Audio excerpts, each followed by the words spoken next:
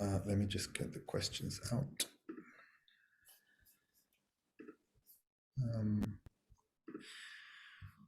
Okay, so thank you so much, Vandana, for joining us and taking time off to be interviewed. So we'll be discussing food security and rights to forest dwellers in forest territories in India, which I know is a subject very dear to your heart and for which you've campaigned globally for many years, and you've gained quite a notoriety in vocalizing the priorities and demands and needs of farmers around the world and local communities. My first question is, in your opinion, what is the general situation in terms of food security in India at the moment?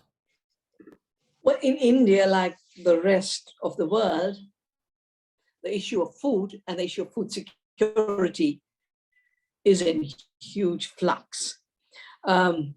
India, as has been said, is a forest civilization. We farm like the forest, but especially in the Adivasi areas, in the lands of the original people, most of the food came from the forest. Farming was very small supplementary area. In fact, there's still tribes that are 100% dependent on the forest. For example, in the Nicobar Islands or in the Northeast, where small patches would be cultivated in a shifting pattern. The Green Revolution changed that totally because it changed the paradigm from food as nourishment that comes from all places and connects us to an earth that is producing the nourishment into chemically produced monocultures reduced to rice and wheat. And by reducing food to rice and wheat, it also turned highly self-sufficient, biodiverse food systems of the forest people into deficiencies. Because in the rice and wheat aspect, they didn't have it. So now, instead of being sovereign in their food, instead of being sufficient, I do not see the kind of malnourishment, or did not, I should qualify that, the kind of malnourishment you see in many parts of India, in the tribal areas, which have not got trapped into trying to be shifted to farming. Because, they depend on so much forest foods, which are so nourishing, the maua, and all the forest trees, and all the forest berries. And as the forests have got destroyed and the food bearing capacity has decreased, two things have happened. First, the tribals have become secure. Second, and the tribals know this so beautifully that humans are not the only people on earth. We are a tiny little insignificant species on this planet. And when the food disappears from the forest, not only do the human beings get deprived, but all the other wildlife gets deprived, which is why you now have a whole new phenomena of forest, of animal and man conflicts, as a man is not a human, as man is not an animal. So, and there's yet another element of this fluidity. I was invited by the government to be part of the expert group to draft the new law on the rights of forest people, which was a very powerful law. It began with a preamble that this is not creating new rights. This is merely recognizing their rights, which had been ignored. It is correcting the historic error of making forest people invisible. And within this, of course, all the issues of biodiversity, of knowledge, that I was drafting it, but within it, we had said, indigenous people do not live as individuals. They live as communities. They have territorial areas which the community protects, rejuvenates, controls. And for me, it was an opportunity to rejuvenate these systems that are producing abundant food for all life on earth, including the humans. And along the way, when the government bureaucrats get in, they start making rules. And before I knew it, they were using this as a conduit to create private land holdings, private land titles, over which there's huge problems. because a tribal culture has never had written title. Mm. It's their hereditary practice. Second is they started to use this as a way to get into chemical farming. And I'm saying this because I was in Chhattisgarh, which is a very huge tribal state. And I'd been invited to help farmers work on, seeds. We save rice seeds. It's the home of rice varieties. This is where rice diversity evolved in the lands of Chhattisgarh. And Dr. Risharia, from whom I learned how to save seeds, according to him, 200,000 rice varieties had been evolved in India. Many of them in these little I suppose packages. Monoculture, which has how many types of rice grain? Maybe a dozen or so? And then it falls, and then another, and then it fails, and another, and then it fails. So I call it, IR8, IR16, IR36. They keep bringing these, but they don't last compared to this, these little, and these were little parcels in the forest of rice. And another, when I started to travel the country to mobilize people on the intellectual property rights and patenting of seed, but the Monsantos were trying to do through the GATT and WTO. During one of my talks, two things that I think is worth your readers to hear. First, a woman got up and said, we understand what's happening. First, they took our forests. Now they want the seeds in the forest. And then they said, come and visit us during our festival, which is called Akti, where we celebrate the renewal of seed as a commons. And truly, the whole village brings its seed and then it's shared. And, an entire ceremony takes place. So when I went to this area, basically, to continue this movement, unbelievable. All the tribals said, we were told you can have a title if along with it, you take these chemical fertilizers and these new hybrid seeds. So, there's a huge attempt to destroy the agriculture of diversity. It's interesting.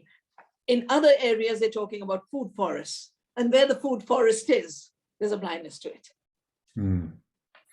I guess it's a challenge between worldviews, one where diversity is part and parcel of the life people live, like you say, in community, and recognizing that an environment is made up of multiple beings, and that respect allows for a variety of foods to emerge in the forest, and as you said, thousands of different types of rice, versus another world system that wants to narrow the possibilities and the conditions of life to one single option in order to control that option and commodify it and turn it into money.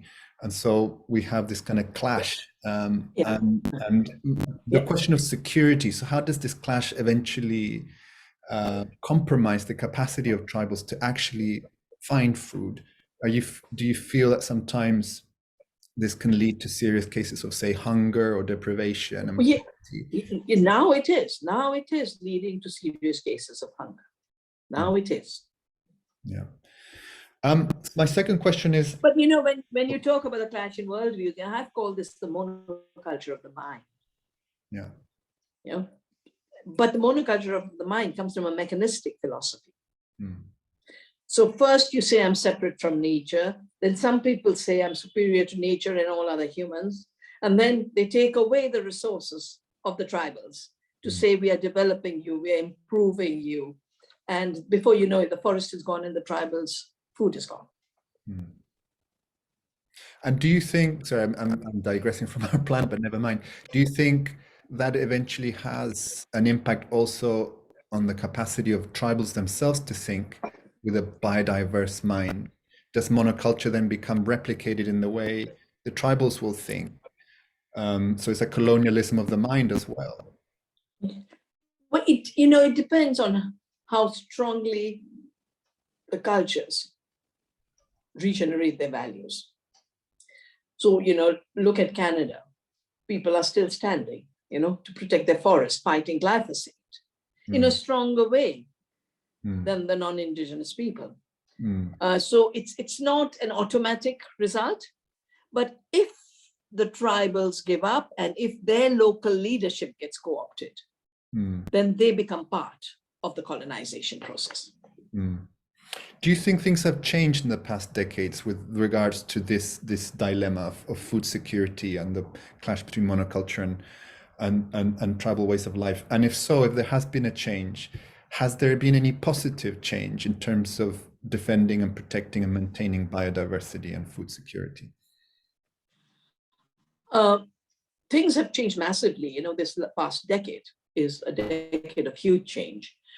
So on the one hand, the recognition of the biodiversity of the mind, the biodiversity of food systems, the very advanced knowledge of indigenous people, that has increased. Yeah, I myself, of course, as you know, Navdanya, the movement I started is a movement for diversity, seed sovereignty, food sovereignty. And what we do is work with tribal cultures for them to not forget their biodiversity and their use. So we call this community biodiversity registers. And it's quite now people who were who'd been reduced to thinking rice and wheat from the public system is all they ate, is only food, they suddenly start remembering the trees that give them food. The older women teach the younger people start planting fruit trees, food-bearing trees. And one tribal area where we're working, this beautiful tree called the Mahua, Maduka indica. It's like gives everything for the tribals, everything. And the flowers, little yellow flowers, they drop in the farm, they harvest them, they can make a sweet dish from it, they can make the chapatis from it, everything. And the Mahua, last time the tribal women came to our annual gathering, which we call the Earth Gathering, it's called Bhumi, they had made this beautiful song on the Mahua. And they are now planting trees, not only on their farms, but also in patches of the forest. Yeah. And we had another artist from another area paint the important trees of India, which give us food. And they all happen to be sacred trees. Yeah. So there's a rejuvenation on the one hand.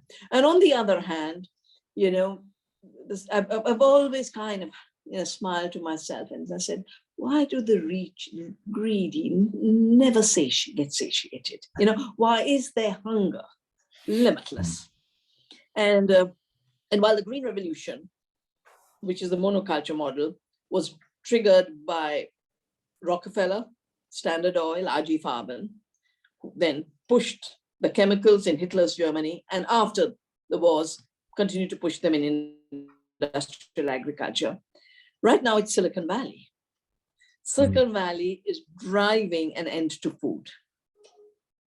And they're talking about farming without farmers, food without farms, digital food. I just got an emergency letter from Lithuania. The government wants to make insect eating compulsory in our schools, and can you help us out? And of course, tribals eat insects. Yeah, but like I went to Oaxaca and I'm a vegetarian, and they said, but you must try this, you must try this. And these fried little, and I tried it. I tried it for solidarity, not because I like it. But I think this force feeding is a new trend that's growing. Force feeding of bad food that's growing. But India, we had a very big movement, and India is the largest public feeding program in the world through a Food Security Act. It's in law that the state has a duty.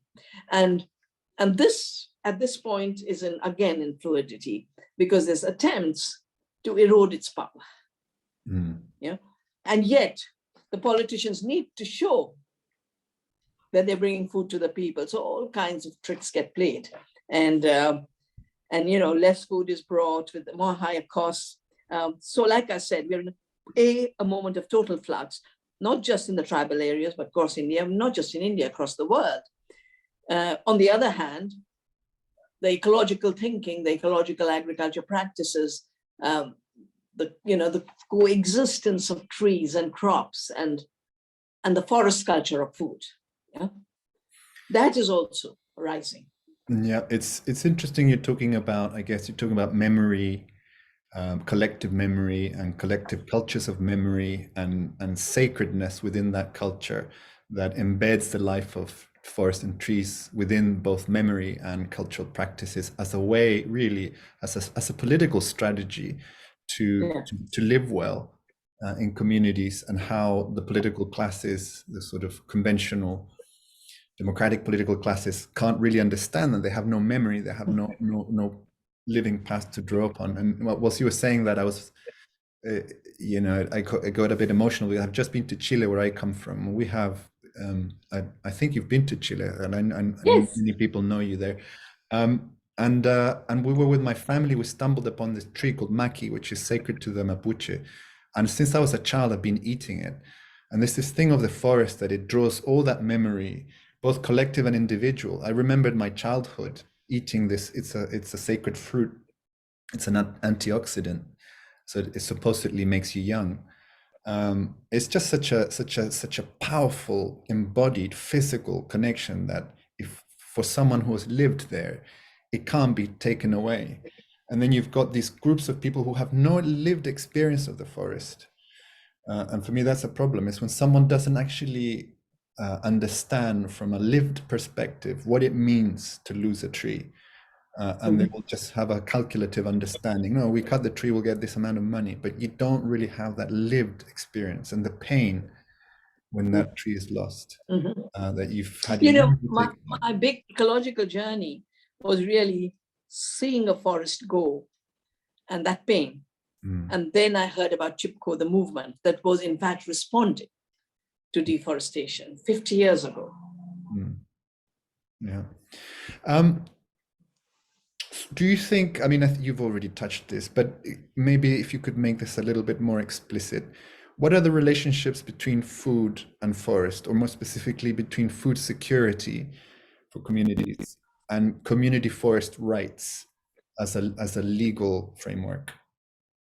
Yeah. So you know the Forest Rights Act, which is also called for the tribals.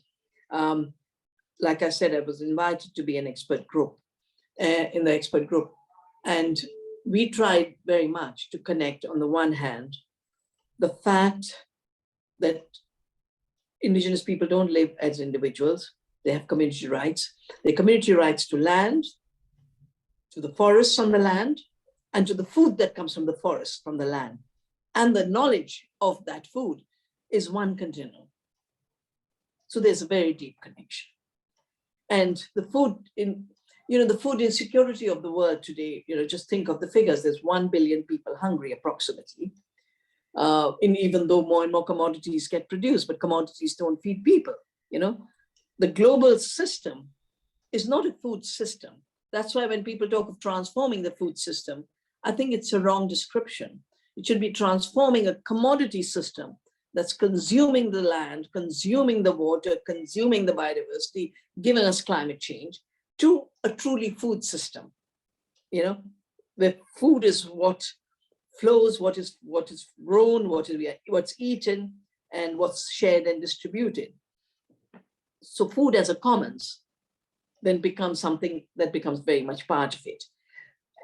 But the Would diversity that, of food. sorry to interrupt you there, would that also mean that land use would have to change from mass scale farming to forests, or as much as possible, in the sense that mass farming is a commoditized form of food production, and forests is, as you say, it's a living form of food production. Absolutely. And the colonial divide separated the forest and the farm, and then removed the people from the forest in the name of conservation. The Western conservation model is a model of farming is here, forests are there, farms have people, forests have no people, therefore remove them all.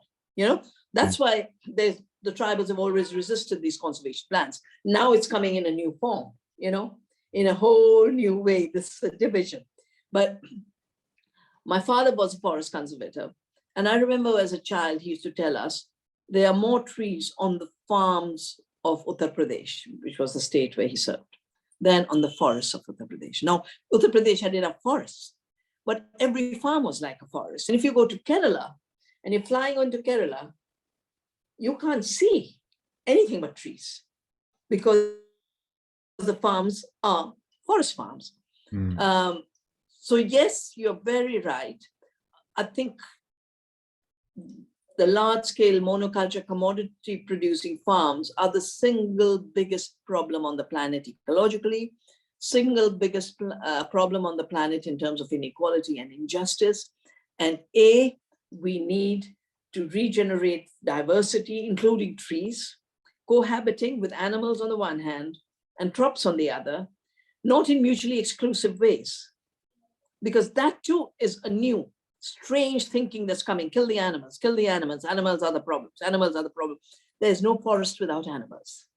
Is there a, I mean, this is a personal question, is there a future to farming? Our farming, I've tried to engage farming communities in the UK in this debate, and it's exceedingly difficult for a number of reasons. For economic reasons, because farmers have a very vulnerable livelihood themselves. They depend on their crop, whatever that may be. There are huge fluctuations to financial and economic systems, and they get hit the worst.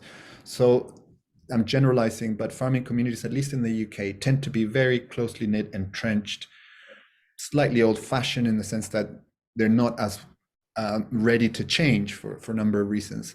How do you see the future of farming when the culture of farming, which is so ancient, you know, from the Neolithic, is so difficult to change?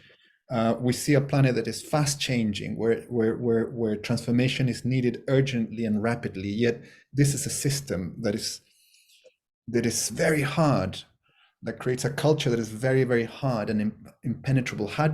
What is the future of farming? How do we change farmers? Yeah. Well, for one, I think it's wrong to talk about from Neolithic times to now as one system. Yeah. You know, there have been many cultures. And as Albert Howard, you know, when Albert Howard was sent to India to improve Indian agriculture as an imperial botanist, and he was the top expert in his time. And he was sent to India to improve agriculture for basically raw material production, commodity production.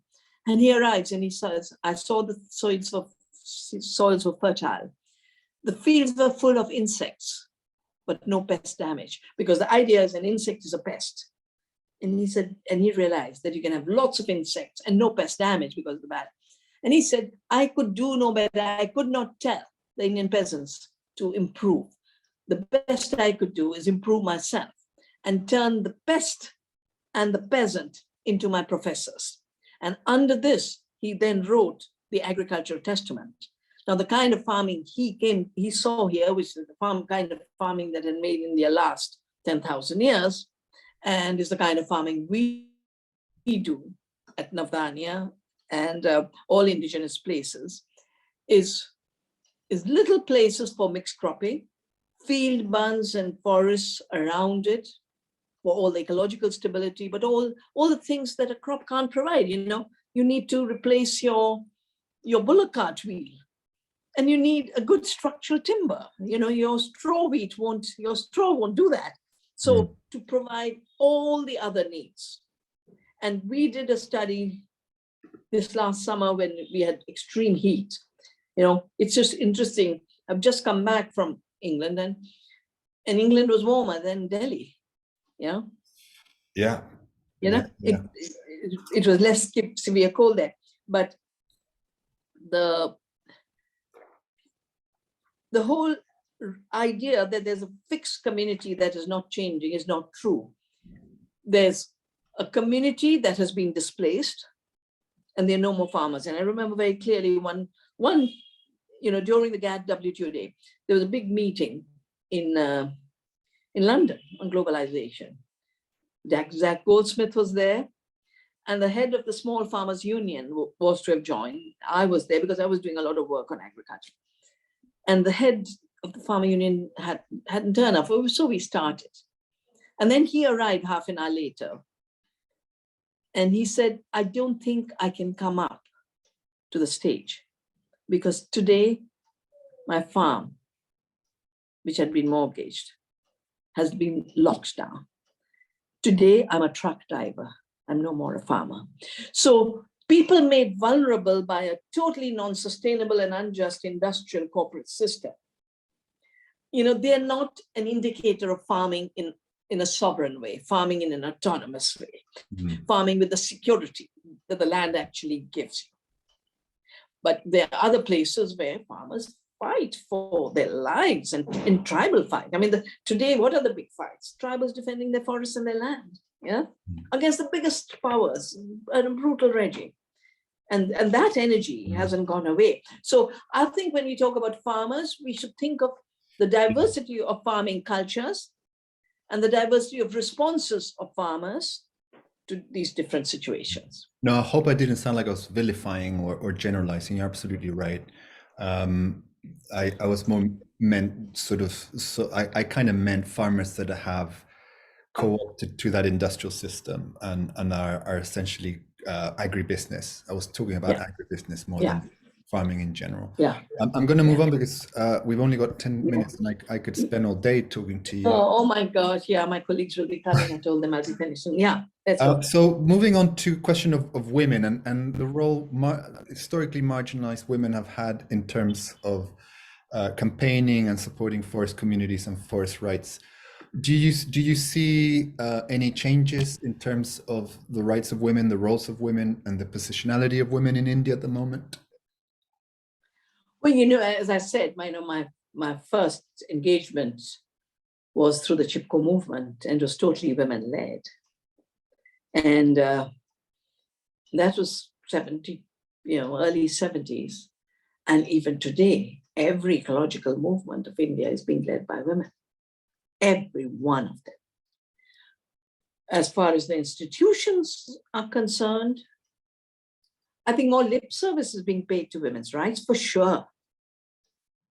But is a shift taking place towards women's worldviews, of how they see the world and structures that basically are structures, not of dominant patriarchal power, but structures where women lead the way in an earth family politics, because women never say, we want to be the dominant force.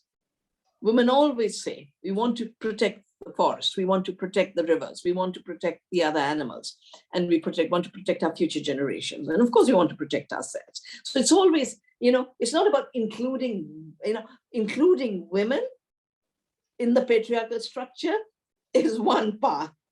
The other is women including all life on earth and leading through a different form of power, a cooperative power, a community power, an empowering power, of giving power to others. That's happening, I mean, if we are still here as a democracy, it's because, in unknown places, women are playing this role.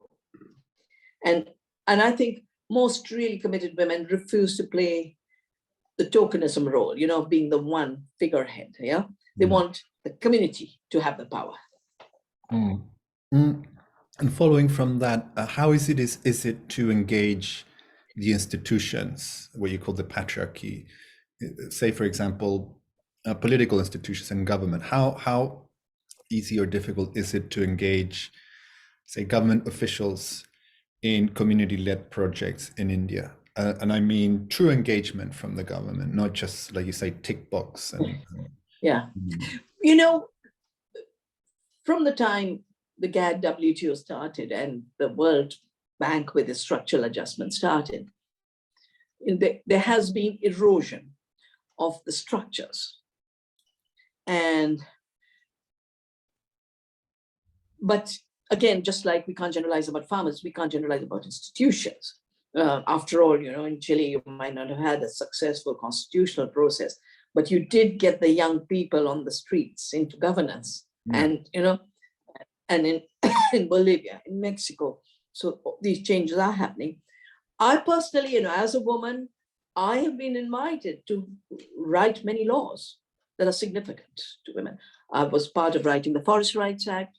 I was part of I worked with Parliament on the patent reform and writing the article which says animals, plants, and seeds are not human inventions. Because the dominant worldview that Monsanto is trying to create is a seed is our invention. It's a machine we created. And I have fought against this illusion that seeds are not machines. And you are not an inventor when you put a toxic gene into it. So our laws have changed on that. And that has meant that women's seed rights are totally protected, and the women's movements to save seeds have just exploded in the last few decades. And on the issue of food sovereignty, I was able to put farmers' rights into our act, that farmers are the original seed breeders, and they have a right to save exchange seed. Interestingly, when Pepsi sued some farmers and it came to the newspapers, I found out who's the lawyer. I sent him all my books on these patent laws and farmers' rights law. And I said, Pepsi can't sue. They don't have the right to sue because farmers' right cannot be alienated. And Pepsi had sued 40 million rupees for farmers. 1 million, 10 million per farmer for saving potato seeds. So I think anything that's been put into law it's much more difficult to get it out. And the key things that matter for women are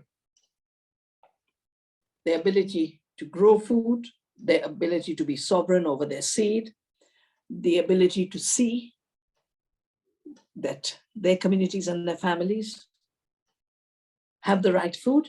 And this movement is really growing. This is the Mahila and Swaraj movement that I am part of. Mahila women and Swaraj women's food sovereignty. We will define what food sovereignty is.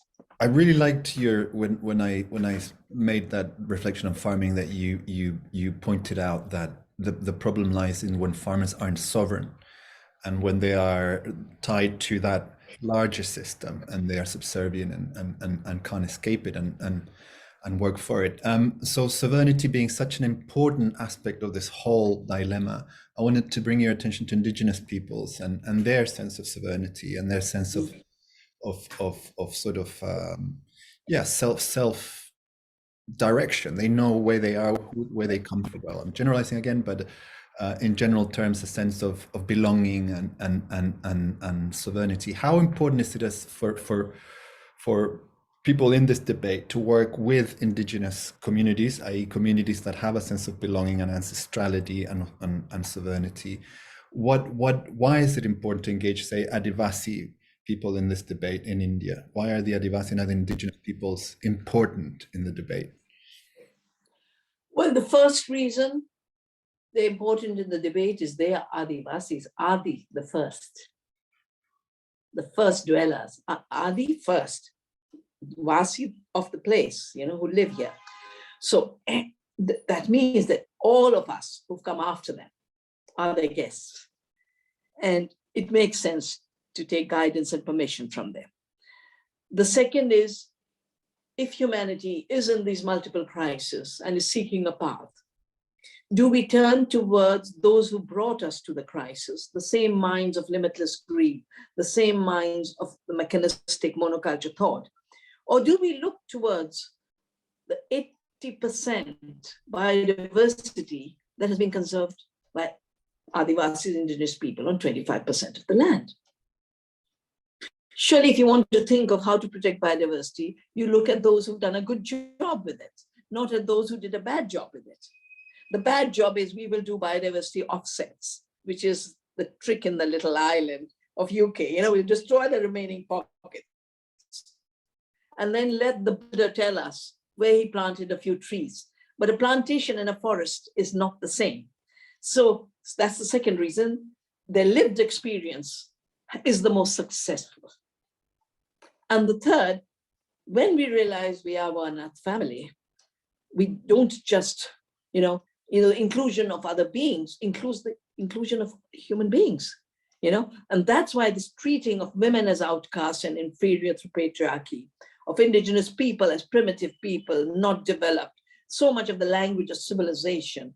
But if you look at, Mr. King the other day, your science advisor said, civilization is threatened. The point is, which civilization is threatened? Yeah? Is it the civilization of those who destroy civilization? Or is it the civilization that is ecological, biological, inclusive of all. And indigenous people, again, are the best teachers because they carry a worldview that we desperately need, that we are not separate from the earth. We are not masters of the earth. Resources are not our private property. They are our commons to be shared and taken care of. And that worldview will save not just the indigenous people, but humanity too. Thanks, Vandana. Wise words as always. Thank you for your enlightened words. We've got like 10, 15